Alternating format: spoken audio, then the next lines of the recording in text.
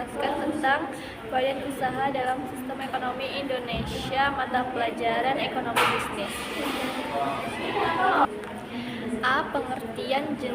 Pengertian jenis dan bentuk-bentuk badan usaha. Badan usaha adalah kesatuan yuridis, teknis, dan ekonomis yang bertujuan untuk mencari laba. Jenis-jenis badan usaha. 1. Berdasarkan lapangan usaha. A. Badan usaha agraris adalah badan usaha yang kegiatan usahanya mengelola dan memanfaatkan tanah agar berhasil guna. Contoh badan usaha yang berkegiatan di bidang pertanian, perkebunan, perikanan darat, peternakan. B. Badan usaha ekstraktif adalah badan usaha dengan kegiatan menggali, mengambil, atau mengolah kekayaan yang disediakan oleh alam. Contohnya badan usaha yang berkegiatan di bidang pertambangan, usaha pembuatan kursi dan rotan, pengeboran minyak, pembuatan garam. C. Badan usaha perdagangan adalah badan usaha yang kegiatan usahanya membeli dan menjual kembali barang hasil produksi tanpa mengubah bentuk atau sifat barang tersebut. Contoh, badan usaha yang menjual pakaian, supermarket, toko kelontong. D. Badan usaha manufaktur adalah badan usaha yang kegiatannya menghasilkan barang baru atau meningkatkan nilai guna barang. Contohnya, badan usaha yang berkegiatan di bidang kegiatan industri tekstil, penghasilan mobil, industri semen. E. Badan usaha jasa adalah badan usaha yang kegiatannya memberikan pelayanan jasa tertentu kepada para konsumen yang membutuhkan jasa tersebut. Jasa dibagi dua, jasa finansial, contohnya perbankan, koperasi, pengadaian. Jasa non-finansial, contohnya angkutan umum, penginapan, jasa dokter, jasa telekomunikasi. 2. Berdasarkan kepemilikan modal. Berdasarkan kepemilikan modal, badan usaha terdiri atas 4 bentuk. A. Badan usaha milik negara atau BUMN. B. Badan usaha milik daerah atau BUMD. C. Badan usaha milik swasta atau BUMS. D. Badan usaha campuran. 3. Berdasarkan badan hukum, terdiri 7 bentuk badan hukum. A. Perusahaan perorangan. B. Firma. C. Persekutuan komanditor atau CF. D. Perseroan terbatas atau PT. E. Yayasan. F. Koperasi. G. Badan usaha swasta asing. B. BUMN dan BUMD. 1. Badan usaha milik negara atau BUMN. Menurut Undang-Undang Nomor 19 Tahun 2003, badan usaha milik negara atau BUMN adalah badan usaha yang seluruhnya atau sebagian besar modalnya dimiliki oleh negara melalui pengertaan secara langsung yang berasal dari kekayaan negara yang dipisahkan. Sumber modal badan usaha milik negara atau BUMN adalah anggaran pendapatan belanja negara atau APBN, kapitalisasi cadangan, dan lain-lain. A.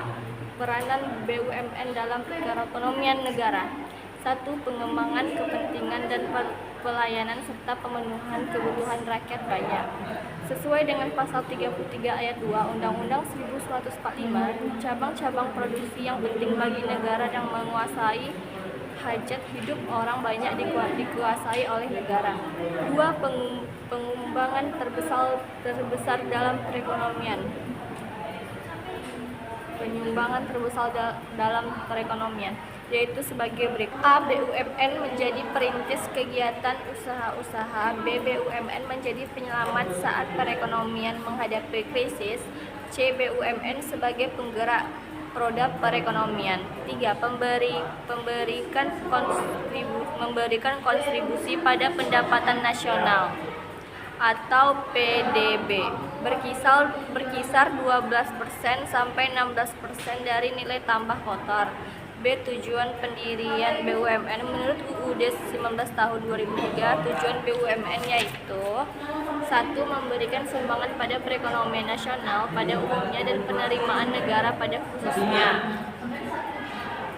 2. Mengejar keuntungan. 3. Menyelenggarakan kemanfaatan umum berupa penyediaan penyediaan barang dan jasa yang bermutu tinggi dan memadai bagi pemenuhan kebutuhan hajat hidup orang banyak.